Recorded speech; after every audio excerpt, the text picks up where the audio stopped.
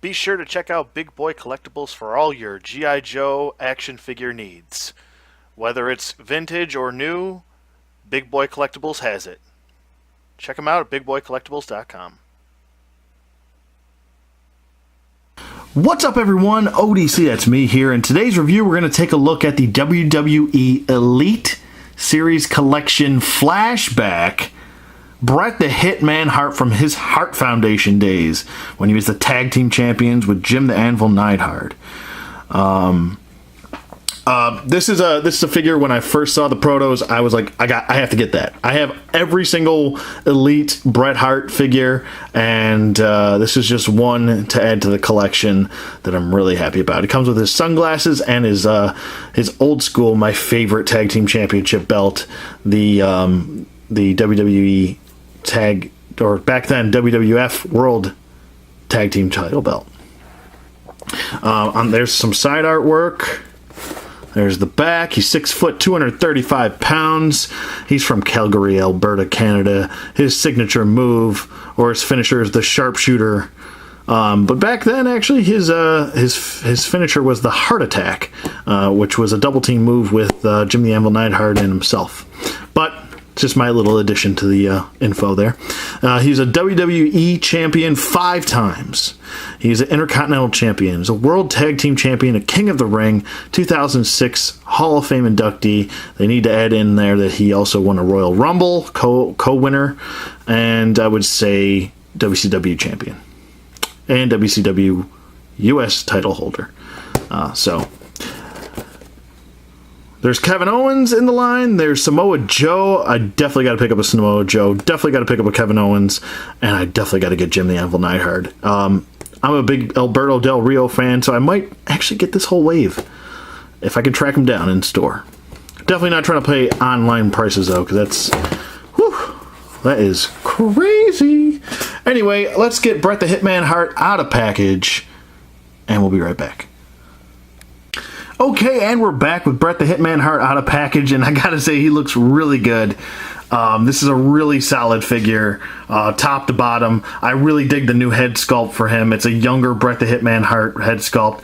I want to say, I really wanted to be 100% accurate here, and peg this as either a 90 attire, 1990 attire, or 1991 attire. Maybe early 91 before his singles run. But what I will say is that he looks great. He really does look good. And it does say Hitman on the back. Still, to this day, I mean, Bret Hart has so many great attires, and I really dig all of his attires, and I was always a Shawn Michaels and Bret Hart fan. Yeah, I know, and you're probably like, what? How could you be a fan of both? Easy, because their chemistry was real, and it worked so well. That's why I was a fan of both. And the dichotomy of just two opposites going against each other was absolutely perfect. Every time those two got in the ring, something special happened. And I always respected both of them, even with the bullshit antics in the backstage. But anyway, I digress. He does have a little bit of an issue here, some paint scuffing going on there on the leg right there. That's not the best in the world, but nothing on this side. There's a little bit back on this leg. It's actually coming off, so I'll be able to get that off, no problem. It's another one on his butt right there. That dot, I'm pretty sure that dot's not supposed to be there. Damn it, that's going to bother me. Anyway, his sunglasses are removable. He does have a gripping hand, so you can kind of have him hold the glasses, I guess, if you want. Well, obviously not like that, but you get my drift. He can open up this hand and kind of have him pinch the glasses. Like, oh. Well, you get my drift. Anyway, I was always a big fan that Bret wore his title belt around his waist where it belongs. A lot of guys throw him over the shoulder. I mean, if you see The Rock and Steve Austin, the way they handled their title belts when they were champion, I always thought that was very disrespectful of the title. I always thought the most respectful way that you could show that you're champion is to put it around your waist and be proud of it, and not sling it around like it's a piece of paper or some, I don't know, like a piece of crap that you just happen to run to the ring and throw it on the ground. I don't know. I always thought that was very disrespectful. I mean, that's why I like Japanese wrestling so much, because they're very respectful and they treat it like a sport. Anyway, I digress. The title belt looks really good. Like I said, this is my favorite tag team title belt. Looks really good. It did have subtle changes going throughout the mid to later 90s. I believe it had a red inside strap in the 98 version, going into 2001 or 2. I might be mistaken. It might be off a year, but I'm pretty sure. The glasses do actually fit pretty decently on his head. They do stick out a little bit too far, but who gives a shit? That's a nitpick. It looks great. He's got the aviators there.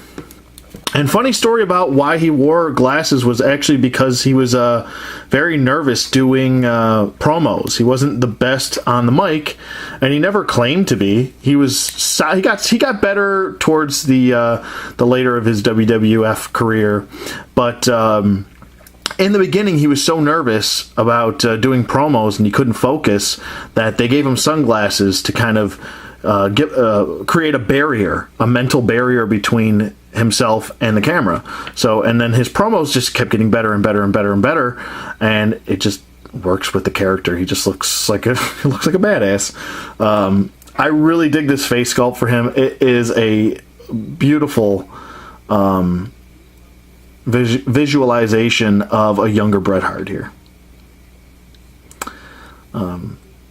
Looks really cool. I always dug that Bret his attire was always very straightforward. You knew this guy was a wrestler. And the fact that he wore pink and he made pink cool. I mean, even just looking at Bret back in the day, you were like, that guy's cool.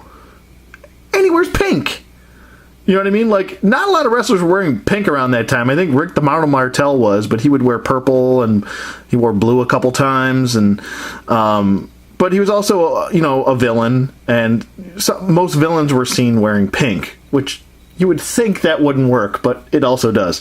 The original Hart Foundation attire was actually black and blue. That was their first attire, with Jim the Anvil Neidhart as well. And then they switched to pink and black to kind of stand out, and it worked. I like the boots. Look good. This star on his boot, which he's always had, looks really good. And you know what? His attire never really changed too dramatically. He updated it throughout the years, and I thought it worked the best, because you always knew that when you saw an attire like this, it was very Bret the Hitman Hart. You knew that he was always going to have hearts right here. He was a very consistent guy. That's the best thing you can say about Bret Hart. The excellence of execution, because he's consistent. He always had consistent matches.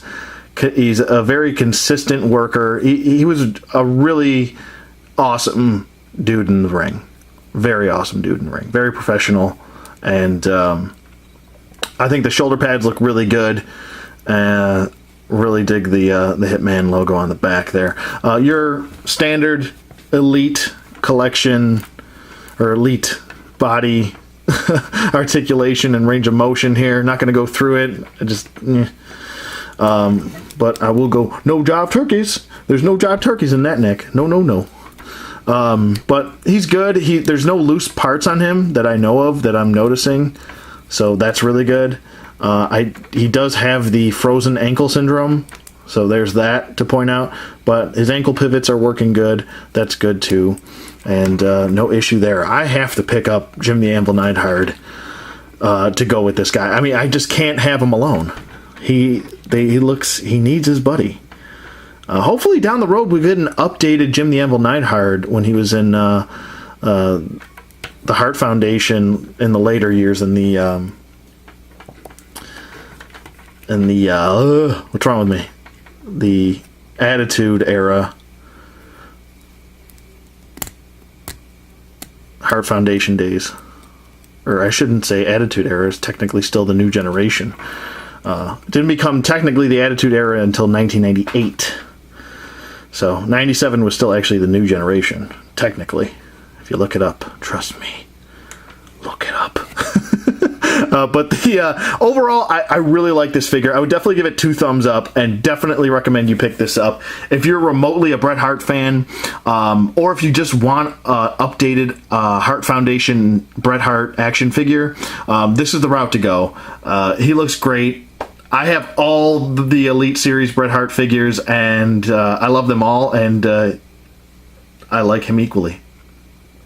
Still, I think to this day, after all of his attires, I still think the one that we don't have, and I would love to get down the road, and I think it should be a 2-pack, is the Bret Hart, was it WrestleMania, where he faced Roddy Piper for the Intercontinental title and won it from Roddy Piper. That one where he was wearing like all pink and white. I think he had like white and black stripes.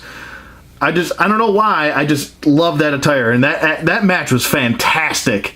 If you have never seen that WrestleMania match with Roddy Piper, I would suggest you do, because it got bloody and it got really good, and I love that match. But anyway, I digress. Definitely go pick this guy up. I would highly recommend you get him. I wouldn't pay Ringside Collectibles prices, because those guys just price gouge the shit out of people, especially with their shipping. But yeah, I would definitely pick him up though. I paid what was it? I paid $15.99. These were $15.99 at I picked him and Kofi up at Walgreens. I don't know if there was some sort of sale. I walked in looking for super glue, checked the toy aisle, and he was $15.99. So I don't know. Whatever. Definitely let me know what you guys think in the comments below. If I was incorrect about anything, let me know in the comments below. I'm always accepting of constructive criticism or correcting. That's fine with me. Yeah, I hope you guys enjoyed this review, and I'll see you guys on the flip side.